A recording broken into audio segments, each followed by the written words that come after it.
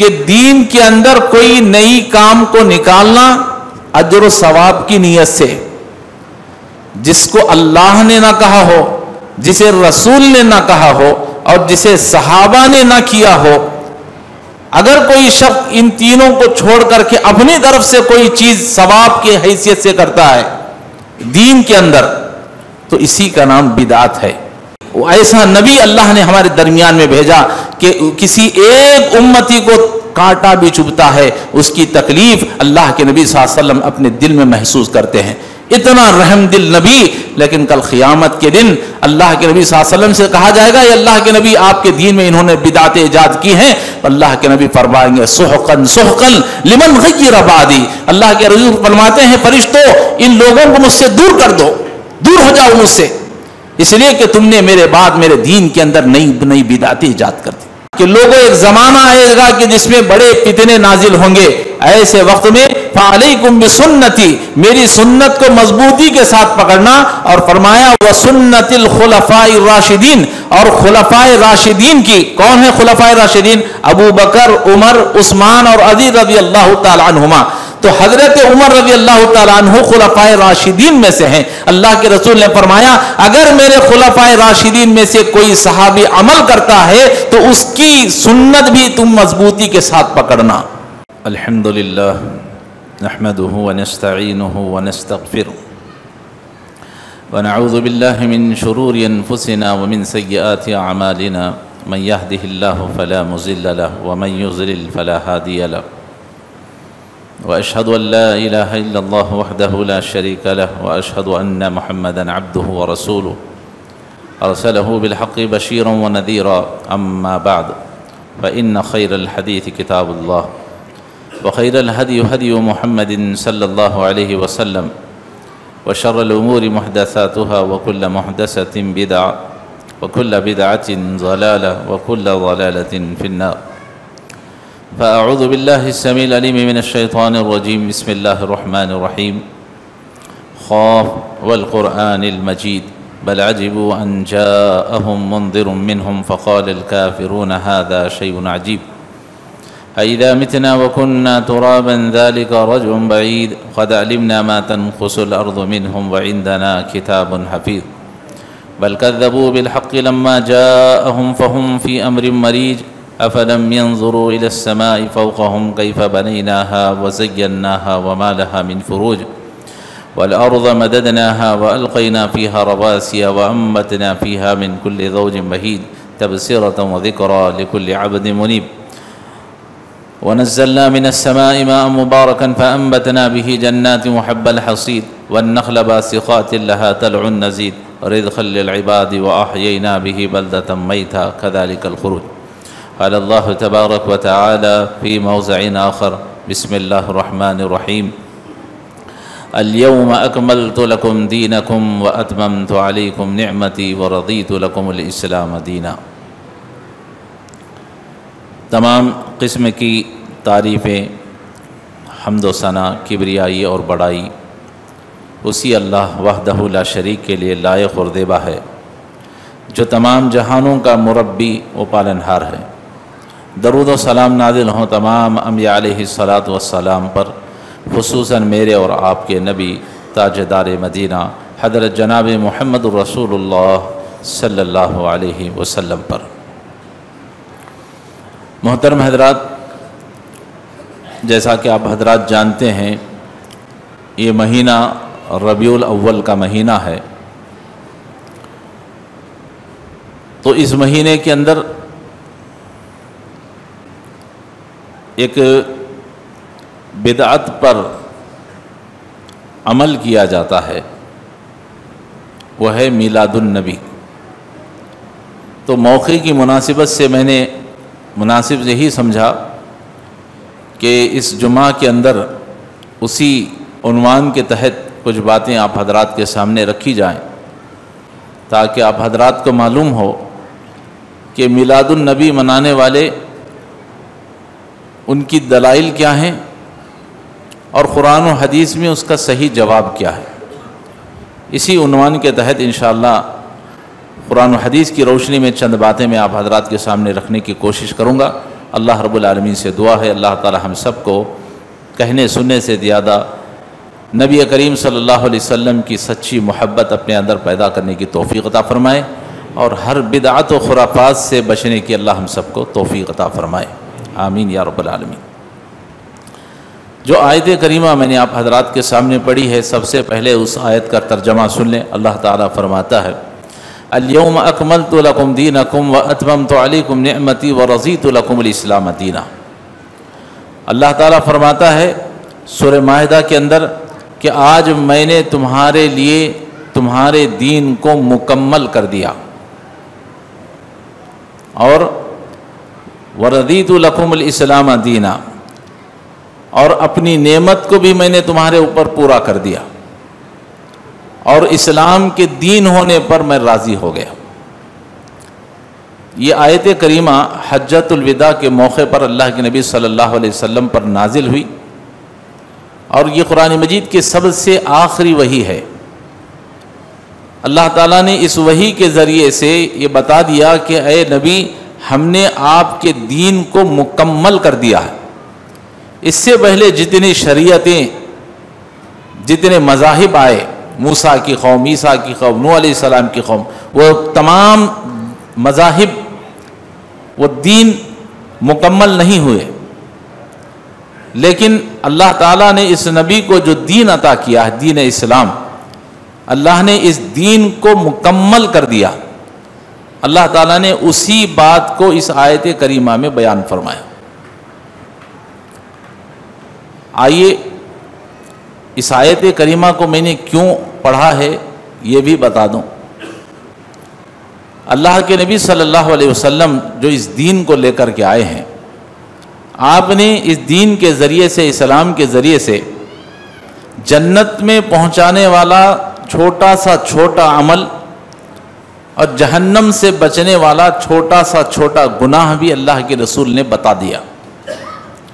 دین کی کوئی چیز اللہ کے رسول نے نہیں چھوڑی۔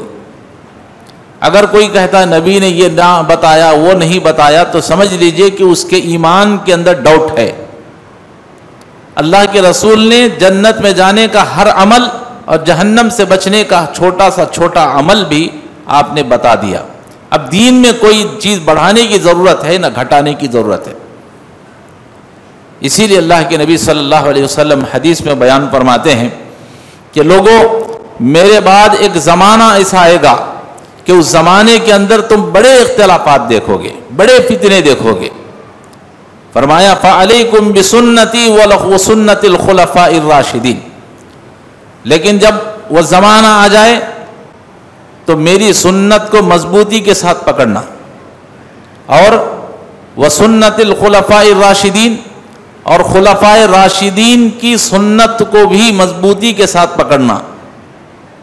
اللہ کے رسول صلی اللہ علیہ وسلم نے اپنے ساتھ اپنے صحابہ خلفاء راشدین کون ہیں؟ ابو بکر، عمر، عثمان اور حضرت علی رضی اللہ تعالی عنہما۔ فرمایا کہ یہ خلفاء راشدین ہیں، ان کی سنت کو بھی مضبوطی سے پکڑنا، اور دین کے اندر نیا کام نکالنے سے بچنا، اس لیے کہ یہ بدعت ہے اور بدعت سیدھے تمہیں جہنم میں پہنچائے گی۔ محترم حضرات، بہت سے لوگ سوچتے ہوں گے کہ بدعت ہے کیا چیز؟ بدعت کا دنیاوی معنی کیا ہے؟ بدعت کے معنی ہے کسی نئے کام کو ایجاد کرنا۔ اس کا معمول سے جو لغوی معنی نکلتا ہے، بدعت کے معنی کوئی نیا کام ایجاد کرنا، اور اگر اسی بدعت کو دین کے اندر بتایا جائے تو اسے کہتے ہیں شرعی بدعت۔ شرعی معنی تو اس کا معنی نکلتا ہے دین کے اندر، ذرا غور فرمائیں اس جملے پر، دین کے اندر کوئی نیا کام نکالنا ثواب کی نیت سے۔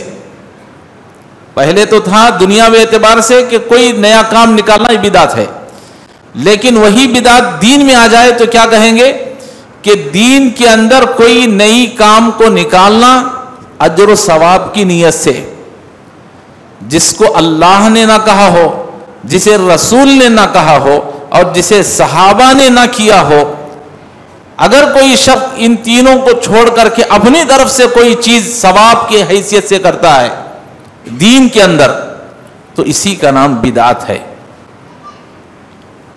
اور دنیا کے اندر آج ہزاروں کی قسم کی بدعتیں نکل چکی ہیں۔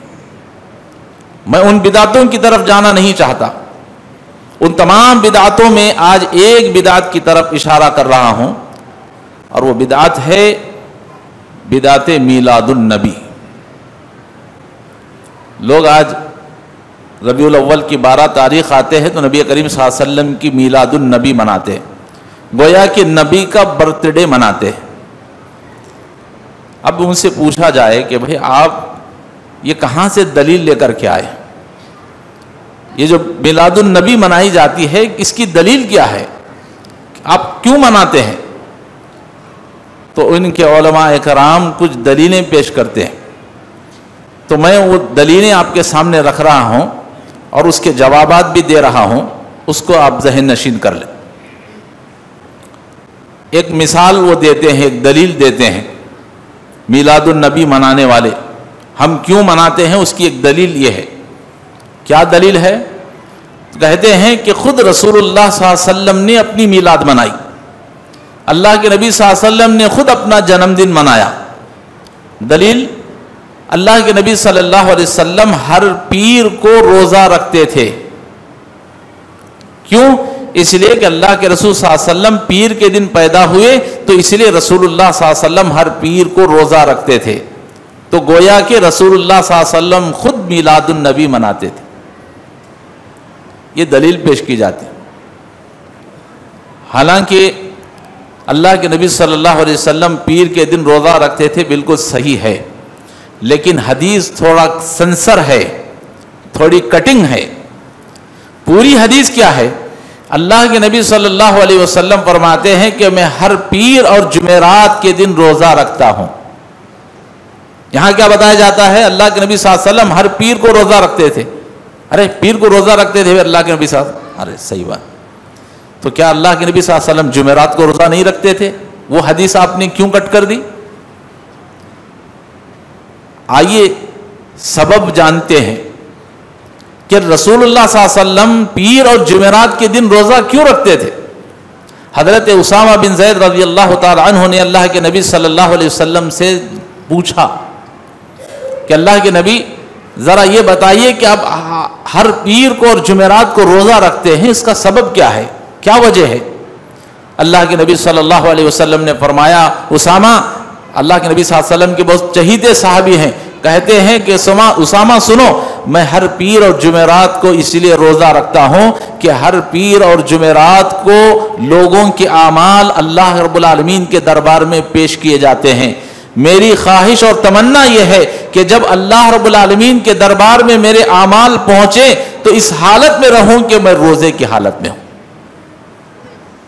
دیکھا آپ نے، یہ لوگ کیا کہتے ہیں کہ رسول اللہ صلی اللہ علیہ وسلم پیر کے دن اس لیے روزہ رکھتے تھے کہ وہ پیر کے دن پیدا ہوئے۔ حدیث کیا بتا رہی ہے؟ حدیث بتا رہی ہے کہ رسول اللہ صلی اللہ علیہ وسلم پیر اور جمعرات کے دن اس لیے روزہ رکھتے تھے کیونکہ لوگوں کے اعمال اللہ رب العالمین کے دربار میں پیر اور جمعرات کو حاضر ہوتے ہیں۔ تو ایک جو سوال تھا ان کا، جو دلیل تھی، اس حدیث کے ذریعے سے وہ بے دلیل ہو گئی۔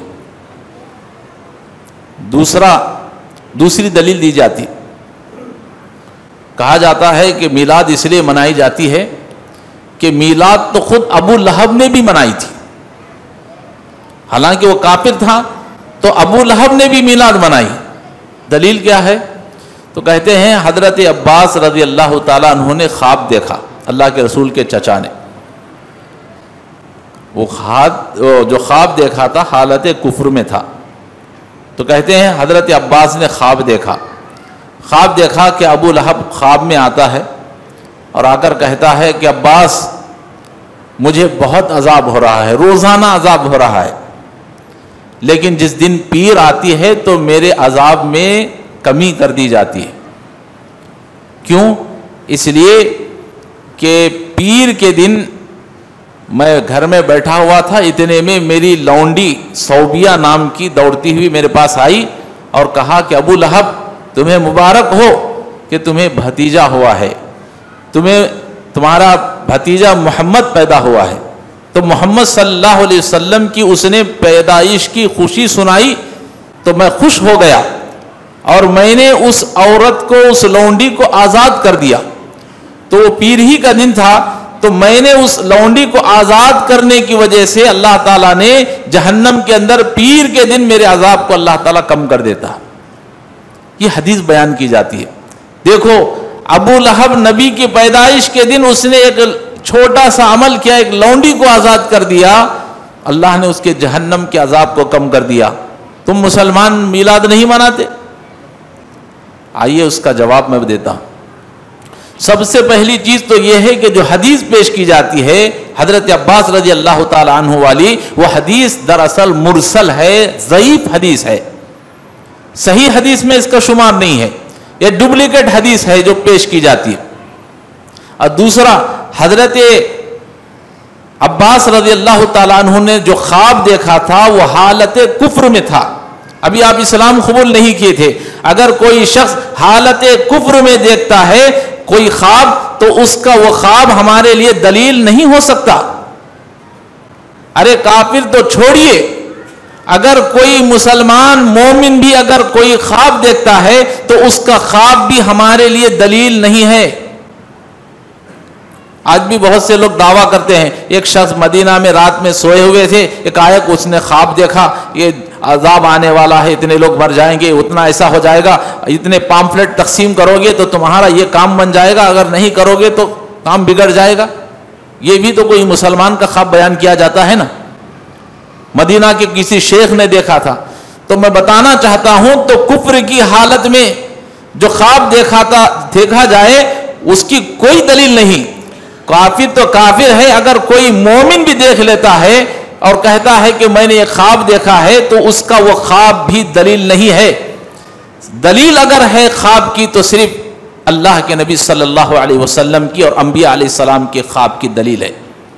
اس کے علاوہ کوئی بھی دلیل خواب کے بارے میں شرعی دلیل قبول نہیں کی جا سکتی۔ تو اس سوال کا یہ جواب ہے۔ اب بعض لوگ کہتے ہیں کہ بھئی آپ لوگ ہر کام بدعت بولتے ہیں، اللہ کے رسول صلی اللہ علیہ وسلم نے جو کام نہیں کیا وہ بدعت ہے، رسول نے کام نہیں کیا وہ بدعت ہے۔ تو ہم یہ کہتے ہیں، وہ ایسا کہتے ہیں کہ تم لوگ جو تراویح پڑھتے ہو وہ بھی تو بدعت ہے، اس لیے کہ رسول اللہ صلی اللہ علیہ وسلم نے صرف 3 دن نماز پڑھی تھی تراویح کی، تو تم لوگ 27 دن اور زیادہ پڑھتے ہو، پورا مہینہ اللہ کے رسول نے تراویح نہیں پڑھی، تم لوگ تراویح پڑھتے ہو، تو تم بھی تو بدعت کو ایجاد کرتے ہو، ہے کہ نہیں ہے؟ سوال کیا جاتا ہے اہل حدیثوں سے کہ تم بھی تو بدعت کو ایجاد کر رہے ہو، اس کا جواب کیا ہے؟ آئیے اس کا جواب میں دیتا ہوں۔ اس کا جواب یہ ہے کہ رسول اللہ صلی اللہ علیہ وسلم نے 3 دن تراویح کی نماز پڑھائی، بالکل صحیح ہے، اور با جماعت آپ نے نماز پڑھائی، لیکن رسول اللہ صلی اللہ علیہ وسلم کو جب خوف ہوا، ڈر ہوا کہ کہیں یہ نفل نماز میری امت پر فرض نہ کر دی جائے، اس لیے اللہ کے رسول صلی اللہ علیہ وسلم نے صحابہ سے فرمایا کہ تم اپنے اپنے گھروں میں نماز پڑھ لو۔ ایک دن اور بڑھ گئی جماعت، اور تیسرے دن اور بڑھ گئی، تو اللہ کے رسول نے دیکھا لوگ اتنی زیادہ آ رہے ہیں، کہیں نماز فرض نہ ہو جائے، تو آپ نے کہا کہ اپنے اپنے گھروں میں نماز پڑھ لو۔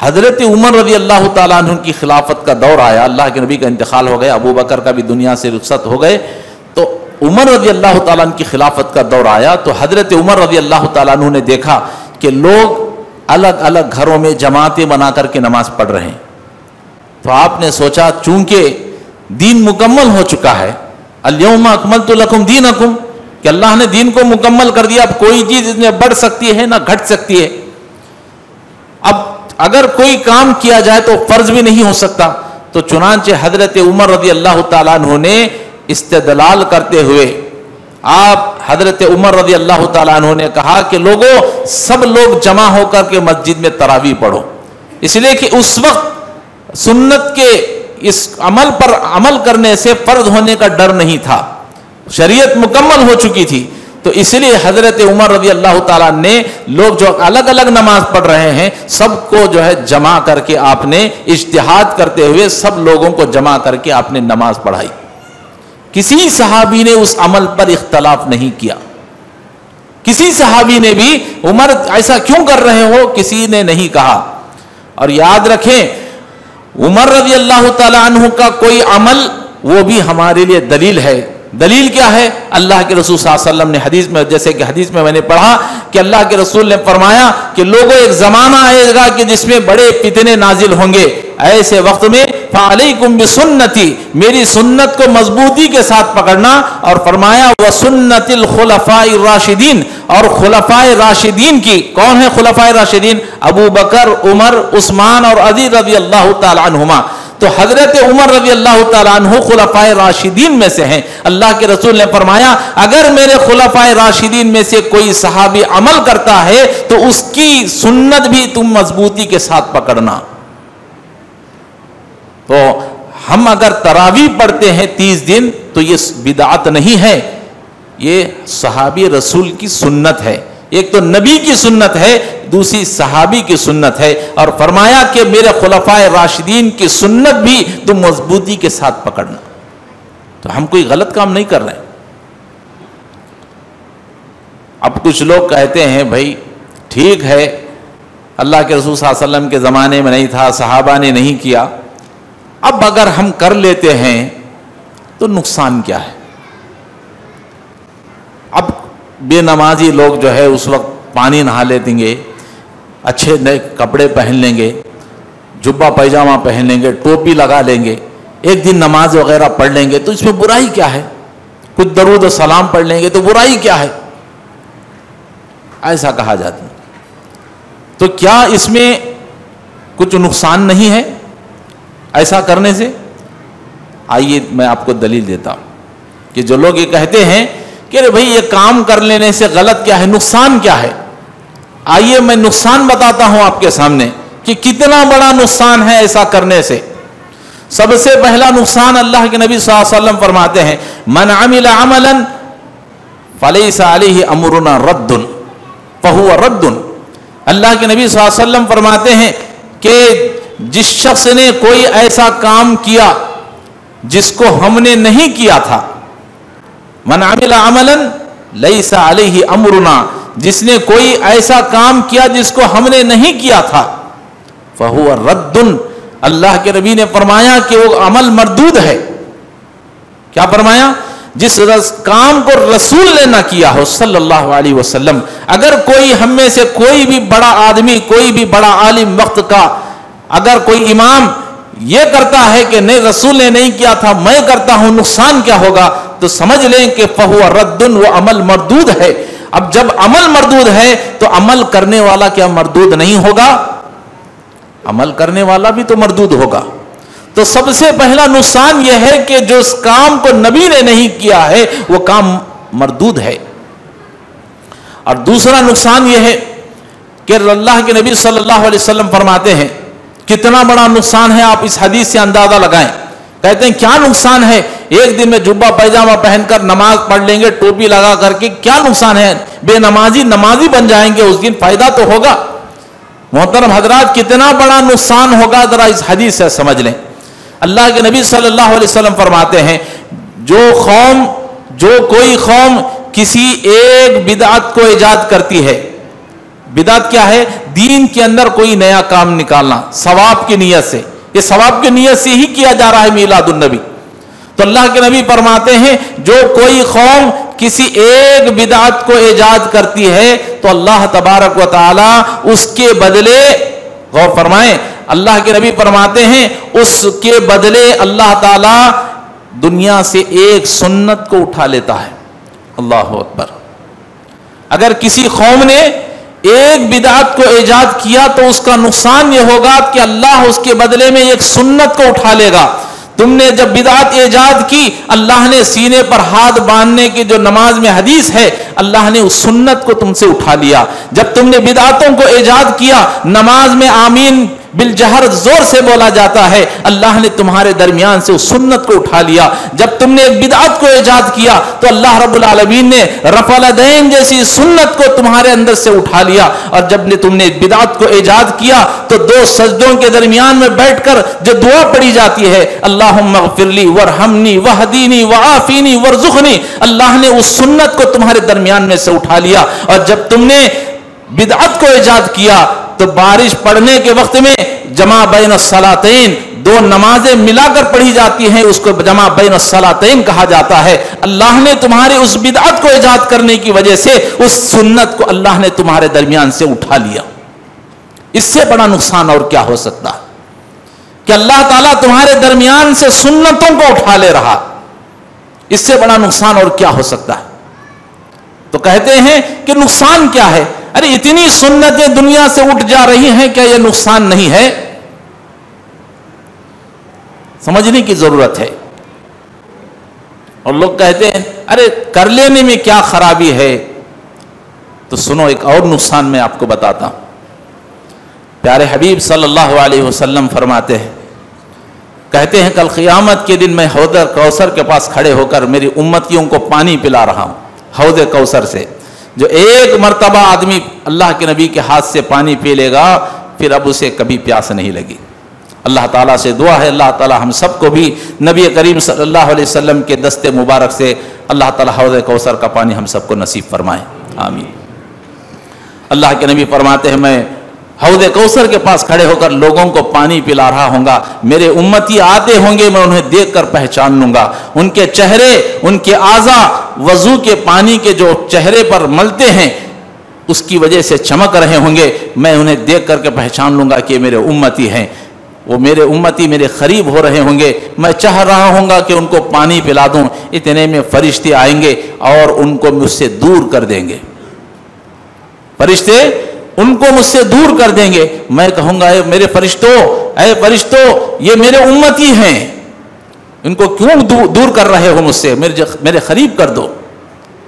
फरिश्ते कहते हैं, क्या कहेंगे, अल्लाह के नबी आप नहीं जानते, आप नहीं जानते, आपके दुनिया से रुखसत होने के बाद इन्होंने आपके दीन में नई नई बिदातें ईजाद कर दी। गौर करो इस हदीस पर। कह रहे हैं कि क्या नुकसान होगा, मैं नुकसान बता रहा हूं। फरिश्ते हौद कौसर के पानी से दूर ढकेल देंगे, कहेंगे अल्लाह के नबी आप नहीं जानते कि लोग आपके जाने के बाद आपके दीन में नई नई बिदातें उन्होंने ईजाद कर दी। नबी सुनकर क्या कहेंगे, अल्लाह अकबर। वो नबी जो रहमतुल लिल आलमीन है, एक नबी, ऐसा नबी अल्लाह ने हमारे दरमियान में भेजा कि किसी एक उम्मती को कांटा भी चुभता है, उसकी तकलीफ अल्लाह के नबी सल्लल्लाहु अलैहि वसल्लम अपने दिल में महसूस करते हैं। इतना रहम दिल नबी। लेकिन कल क़ियामत के दिन अल्लाह के नबी सल्लल्लाहु अलैहि वसल्लम से कहा जाएगा, ये अल्लाह के नबी आपके दीन में इन्होंने बिदातें ईजाद की हैं। अल्लाह के नबी फरमाएंगे सुहकन सुहकन लिमन गय्यर बादी। अल्लाह के रसूल फरमाते हैं, फरिश्तों इन लोगों को मुझसे दूर कर दो, दूर हो जाओ मुझसे, इसलिए कि तुमने मेरे बाद मेरे दीन के अंदर नई नई बिदातें ईजाद कर दी। अल्लाह अकबर। मैं बताना चाहता हूं कि कितना बड़ा नुकसान हुआ कि आदमी इस बिदअत की वजह से कल क़ियामत के दिन अल्लाह के नबी के हाथों से हौज़े कौसर के पानी से महरूम कर दिया जाए। इससे बड़ा बदनसीब और क्या हो सकता है, इससे बड़ा नुकसान क्या हो सकता है। जबकि लोग पानी के लिए तरस जाएंगे, उस वक्त उस आब कौसर के पानी से लोग महरूम कर दिए जाए। तो ये नुकसान है इस बिदात को ईजाद करने की वजह। अच्छा, चूंकि वक्त ख़त्म हो रहा है, सवालात कई किस्म के हैं, तो हम चाहते हैं कि हम भी उन्हीं के सामने कुछ सवालात रखें कि आपके जो सवालात थे कुरान हदीस के रोशनी में दिए गए, ज़रा हमारे भी कुछ सवालात हैं, आप भी दे दें। पहला सवाल ये है कि जो लोग मीलादुन नबी मनाते हैं, कहते हैं हम मीलादुन नबी मनाते हैं, तो हमारा सवाल यह है कि अल्लाह के नबी सल्लल्लाहु अलैहि वसल्लम ने नबूवत से पहले आपने 40 साल ज़िंदगी गुजारी, पूरी 40 साल में कभी अल्लाह के नबी ने अपना मीलाद मनाया हो, कोई बर्थडे मनाया हो, एक दलील दे दे। नबूवत के बाद अल्लाह के नबी सल्लल्लाहु अलैहि वसल्लम ने दुनिया में 23 साल तक जिंदगी गुजारी, 23 ईयर्स। पूरे 23 साल के अंदर कोई एक दलील दे दो कि अल्लाह के नबी ने सहाबा से कहा हो, ऐ मेरे सहाबा, आज मेरी पैदाइश का दिन है, मेरा बर्थडे है, आज सब जमा हो जाओ, मुझ पर दरूद पढ़ो, मुझ पर सलाम पढ़ो, आज पुलाव बिरयानी पका करके खाओ, जलसे जुलूस करो। नबी ने कहीं एक जगह कहा हो, एक दलील दे दें पूरे 23 साल के अंदर? कसम खुदा की, क़यामत की सुबह तक तुम जवाब नहीं दे सकते। नबी का दौर गुजर गया, खुलफाए राशिदीन, जिनको नबी ने कहा मेरे बाद मेरे खुलफाए राशिदीन की सुन्नत को तुम मजबूती से पकड़ो। राशिदीन का जमाना 30 साल तक गुजरता है। हजरत अबू बकर ने 2 साल खिलाफत की, 2 साल में कभी आपने मीलादुन नबी नहीं मनाया। कोई एक दलील पेश कर दे। उसके बाद हजरत उमर रज़ी अल्लाह ताला अन्हु की खिलाफत का दौर आता है। आपने 11 साल खिलाफत की, बादशाहत की। 11 साल में हजरत उमर रज़ी अल्लाह ताला ने कभी एक मीलादुन नबी मनाई हो, दलील पेश कर दो। उसके बाद हजरत उस्मान रज़ी अल्लाह ताला अन्हु का दौर खिलाफत आता है। आपने 10 साल तक खिलाफत की। 10 साल में कभी एक साल आपने मीलादुन नबी रबीउल अव्वल के महीने में मनाया हो, एक दलील पेश कर दो। और उसके बाद हजरत अली रज़ी अल्लाह ताला अन्हु की खिलाफत का दौर आता है। आपने 5 साल तक खिलाफत की। 5 साल में 5 मरतबा रबीउल अव्वल का महीना आया। एक दलील पेश कर दो कि रबीउल अव्वल के महीने में मीलादुन नबी हजरत अली ने मनाई हो। सब छोड़ दो। हजरत इमाम अबू हनीफा रहमतुल्लाह अलैह, जरा उनकी भी दलील दे दो। इन्होंने 60 पर 8 साल तक जिंदगी बसर की है। अल्लाह ताला उन्हें जन्नतुल फिरदौस में आला मकाम अता फरमाए। हम भी उनका एहतराम करते हैं। करवट करवट अल्लाह जन्नत नसीब फरमाए, उनके दीनी खिदमत को अल्लाह कबूल फरमाए। हजरत इमाम अबू हनीफा रहमतुल्लाह अलैह ने दुनिया के अंदर 60 पर 8 साल तक जिंदगी गुजारी। कभी 60 पर 8 साल में इमाम अबू हनीफा रहमतुल्लाह अलैह ने कभी एक मीलादुन नबी मनाई हो, दलील पेश कर दो। पेश कर सकते हो एक दलील इमाम अबू हनीफा रहमतुल्लाह अलैह के अखवाल से, किसी किताब से साबित कर दो कि उन्होंने मीलादुन नबी मनाने का हुक्म दिया हो। सुबह क़यामत की सुबह तक तुम पेश नहीं कर सकते।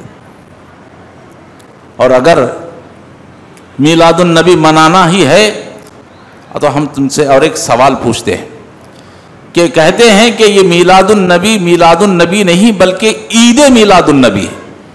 ईद है, मुसलमानों की तो सिर्फ 2 ही ईदें हैं, एक है बकरीद की ईद, एक है रमज़ान की ईद। अब ये तीसरी ईद कहाँ से आ गई? कहते हैं नहीं, ये ईद मीलादुन नबी है। तो हमारा ये सवाल है, अगर ये ईद है तो फिर ये ईद फर्ज है, वाजिब है, सुन्नत है, क्या है? अगर ये ईद है, कहते हैं कि नहीं ये ईद है, तो फिर क्या ये ईद फर्ज है, मनाना फर्ज है, या ईद मनाना सुन्नत है, या ईद मनाना वाजिब है? क्या है भाई? अच्छा, अगर तुम कहते हो कि ये ईद है तो फिर ये बताओ कि ईद की रकात कितनी मुकर्रर है? ईद की नमाज कब है भाई? कहते हो बड़े ईदगाह में इतने बजे है, छोटे ईदगाह में इतनी बजे। जरा ये तो बताओ कि ईद मीलादुन नबी तुम मनाते हो तो ईद मीलादुन नबी की नमाज कब मुकर्रर है और कितनी रकात है, खुतबा कब है? जरा ये तो पेश कर दो। नहीं पेश कर सकते। है कोई मीलादुन नबी की नमाज, ईद की नमाज है कोई? तसव्वुर ही नहीं है। और आखिरी सवाल यह है कि अगर तुम कहते हो कि ईद मीलादुन नबी है तो हम ये पूछना चाहते हैं कि इस्लाम कहाँ से आया? मक्का से आया, मदीना से इस्लाम आया।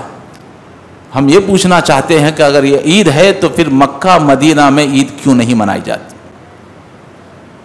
कितने लोग आपके घरों, हर खानदान में कम से कम एक आदमी जरूर सऊदी गया हुआ, कम से कम खानदान के अंदर एक आदमी तो गया हुआ होगा।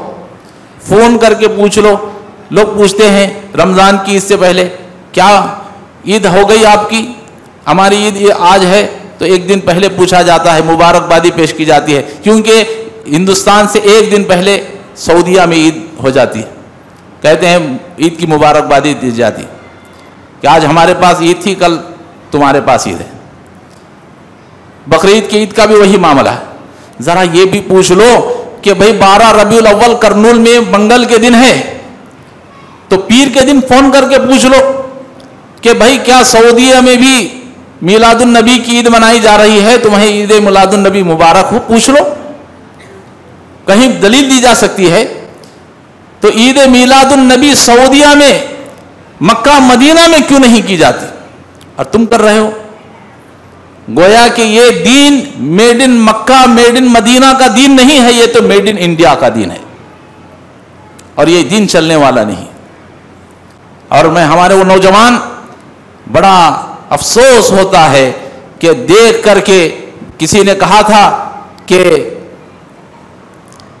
شاعر نے کہا تھا، وہ شعر مجھے یاد نہیں آ رہا ہے، کہ تمدن میں تم ہنود، تمدن میں تم ہو نصارہ تو تمدن میں تم ہنود، وضع میں تم ہو نصارہ تو تمدن میں تم ہنود، وضع میں تم ہو نصارہ تو تمدن میں تم ہنود، یہ وہ مسلمان ہیں جنہیں دیکھ کے شرمائے یہود۔ آج ہمارے مسلمانوں کی نوجوانی کو دیکھ کر کے، ان کی حرکتوں کو دیکھ کر غیر مسلم پوچھ رہے ہیں۔ لوگ جو ہے میلاد النبی کے دن بائک لے کر کے نکل رہے ہیں، 100 روپے کا پیٹرول ڈلایا جاتا ہے، بس گھما رہے ہیں سائلنسر نکال کر۔ بھئی یہ کہاں کی کس دین نے آپ کو اجازت دی ہے؟ آج غیر مسلم پوچھ رہے ہیں بھئی آج یہ تمہارا کون سا تہوار ہے؟ تمہارے تو مسلمانوں کے رمضان اور بقرعید 2 ہی عیدیں ہیں، یہ تیسری عید کب سے تمہارے پاس آ گئی؟ یہ سائلنسر نکال کر پورے گاؤں میں گھوم رہے ہیں، کتنے لوگوں کو آپ تکلیف پہنچا رہے ہیں، یہ کہاں سے ہے؟ تو کہتے ہیں نوجوان نہیں بھئی غیر مسلم بھی کر رہے ہیں نا، ہنومان جینتی کر رہے ہیں، ہم کیوں پیچھے رہیں؟ تو یہ ہنومان جینتی کو دیکھ کر میلاد النبی جینتی کر رہے ہیں، نعوذ باللہ من ذالک۔ کس نے اجازت دی آپ کو؟ وہ لوگ بائک نکال کر رہے ہیں، تو یہ ہمارے نوجوان بھی کہہ رہے ہیں ہم کیوں پیچھے رہیں، ہم بھی بائک نکالیں گے، ہم بھی اپنا سائلنسر نکالیں گے۔ کتنی بڑے شرم کی بات ہے۔ اسی لیے شاعر نے کہا وضع میں تم ہو نصارہ تو تمدن میں تم ہنود، ارے یہ وہ مسلمان ہیں جنہیں دیکھ کے شرمائے یہود۔